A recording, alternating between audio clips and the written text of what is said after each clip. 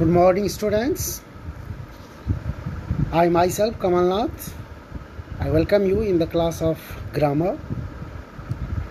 It's clear here that you can see on a screen. We are going to learn today next part of the preposition, which we have started in the last class. This is second part of chapter, and in the first video I explained you some prepositions, their uses, what are prepositions. I am sure that you must have noted and learned it.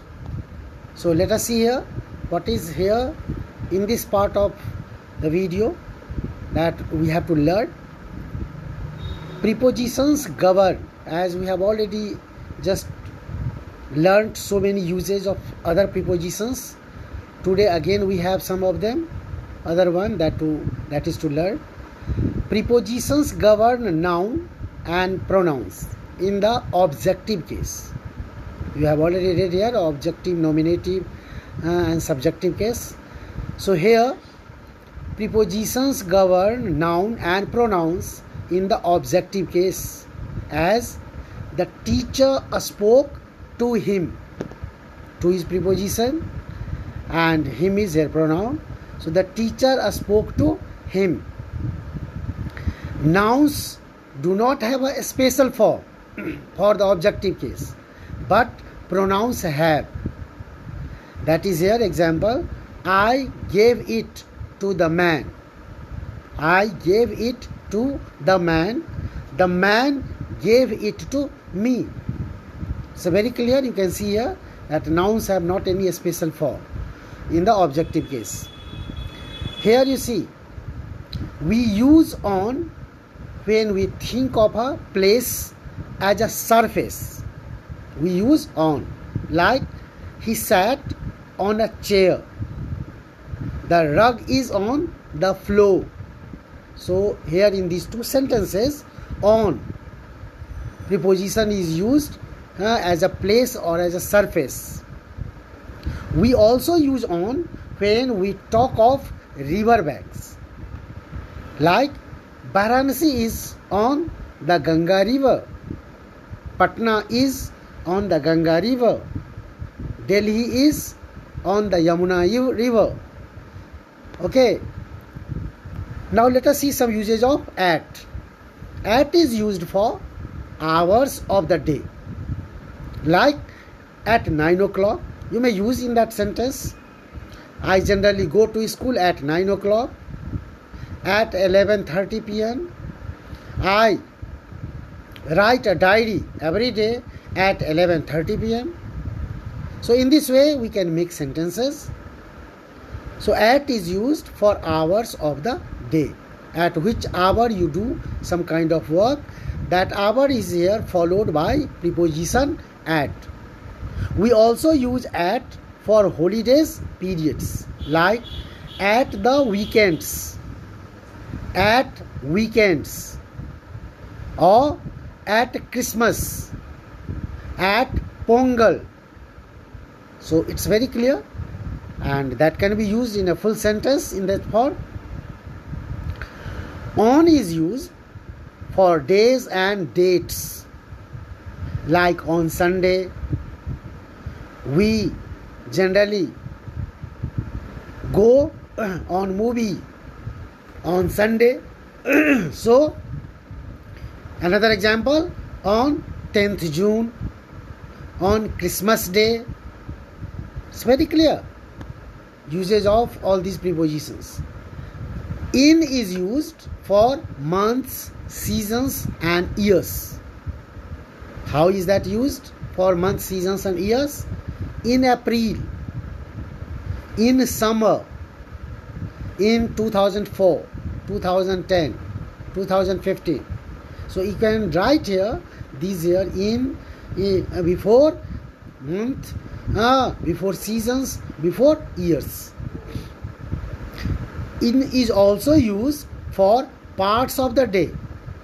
In is also used for the parts of the day, like in the morning. Morning is what? Parts of the day. Like that it is here in the afternoon. Afternoon is a part of day. So we use here in the afternoon, in the evening. But when you use anything, any happenings or occurrence that takes place at night, then will be at night, not here in night, at night. If parts of the day are followed by days or dates, on is used. On Saturday afternoon. Here, if parts of the day are followed here by days or dates, like the parts of the days in this sentence is afternoon, on Saturday afternoon, before afternoon. This afternoon is the part of day, and before that is what here? Day. That is Saturday. And that's why on is used, not in Saturday afternoon, on Saturday afternoon. On the 5th November. So it's here very carefully to be used. Use of for, since and till. That's commonly used here prepositions. Let us see here how they are used. Note the use of since and for in the perfect tenses. That is used in perfect tenses. Since is used to point the point of time, and for is used to indicate the period of time. Like you can see, since 9 o'clock. Something started at 9 o'clock. So that is to be used here since 9 o'clock. She has been learning English since 9 o'clock. We have been traveling since last week. I have been living in this building since 2002.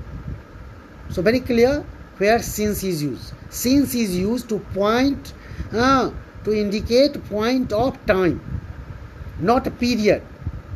And you can see here, for 2 hours. We have been playing for 2 hours. We have been attending meeting for 2 hours. So here, the time is here, duration is fixed, duration is given. Period is given of 2 hours. And that's why for is used. For a fortnight. This fortnight is here indicating period of time. And that's why for is used, not since. Before 2 hours or before a fortnight. That is for. Position of preposition. Here we have to see even what are the right here position of different prepositions. The preposition is usually placed before the noun or pronoun. It governs, but it is frequently placed at the end of the sentence when the relative pronoun is omitted. Like you can see, that is the boy I was speaking of. See the preposition. That is at last of the sentence of. That is the boy whom I was speaking of. And here that whom is omitted. That is omitted. And that's why here of is used at last. That is the boy to whom I was speaking. But here, since whom is omitted from the sentence, that's why of is at the last. Preposition is at the last. Then, in interrogative sentences, the preposition is often placed at the end. In interrogative sentence, as what are you talking about? Here, about preposition is at the last of the sentence. It is an interrogative sentence. What are you talking about? What are you looking at? Preposition at is at the last. What are you looking at? Who are you looking for? Who are you looking for? Very clear. For is at last. So let us see here. What is this made of? You can see in all these sentences prepositions place. Where are you going to? So in these sentences, prepositions are at the end of the sentences. The preposition is also placed at the end when emphasis is required. when a stress is required, when we give a stress or force, when we give emphasis, then preposition is used at the end. Such conduct I am at a loss to account for. Here you can see for at last. Notice that prepositions are sometimes joined to verbs and made part of them to change their meaning or to make transitive verbs intransitive. Uphold, withstand, laugh at. You can see uphold. Hold is verb. With that up preposition is here joined. Uphold. Withstand. Stand is verb. With that with is here just closed. With that is preposition. Laugh at. Like that is outbit. Overcome. Come verb. Over preposition. Boast of. Withdraw. Overflow. Look for. In these here prepositions are joined with the verbs, and these are where here some uses and differences in the prepositions that you must learn nicely, sincerely. Thank you, students. We will learn all these here terms and uses in the class, online offline classes as well. So till then, just you see it here nicely and do the exercises related to that. Thank you, students. Thank you very much.